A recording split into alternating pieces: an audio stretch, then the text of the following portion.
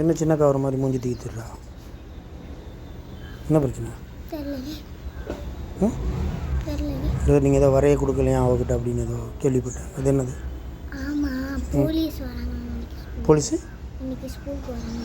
உங்கள் ஸ்கூலுக்கா போலீஸ் வராங்களா? ஏன் தெரியல, ஏதோ செக் பண்ணணும்னு.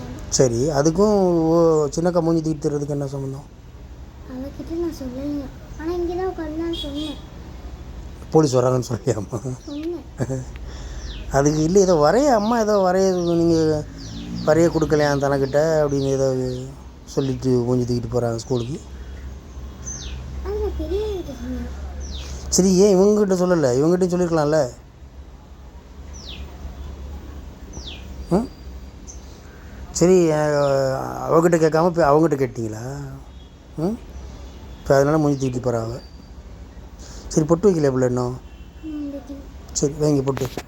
சரி, அவகிட்டே ஒரு தடவை சொல்லிடுங்க ஸ்கூலில் வந்தால் என்ன நடந்துச்சு அப்படி இப்படின்னு. அப்போ அவன் தானே உங்களை சின்ன வயசுலேருந்து ரெஸ்ட் ரூம் கூப்பிட்டு போய் வாஷ் பண்ணி குளிப்பாட்டி ட்ரெஸ் மாற்றி நான் ஏற்கனவே சொல்லியிருக்கேன். இப்போ அவள் பாவம் இல்லையா? நீங்கள் இப்போ அவள் தனியாக விடுற மாதிரி அவள் ஃபீல் ஆகிடுவாவோ இல்லையா? சத்தமாக சொல்லுங்கள். அப்போ அவள் பாவம் தானே? சரி, இது என்ன பல்லு ஸ்கூலில் ஒன்றும் கிண்டல் பண்ணலையா பல்லை பற்றி? இல்லையா? என்ன மாதிரியே இன்னொன்று பொண்ணுக்கு 2 பல் விழுந்துருச்சு. அப்படியா? இன்னொன்று பொண்ணுக்கு 2 பல் விழுந்துருச்சு. அப்படியா? சரி சரி, இந்த ஏஜில் எல்லாருக்கும் பல்லு விழும். சரி, அப்புறம் உங்களை கிண்டல் பண்ணால் நான் மிஸ்கிட்ட மாட்டி விடுவேன், இல்லைன்னா உனக்கும் பல்லு விழுந்திருக்குன்னு சொல்லுவேன், இல்லைனா இந்த கதையில் வாங்கி இந்த கதையில் தூக்கி போடுவேன். ஓ, வெரி குட். சரி, கை கொடு. அப்படி தான் இருக்கணும்.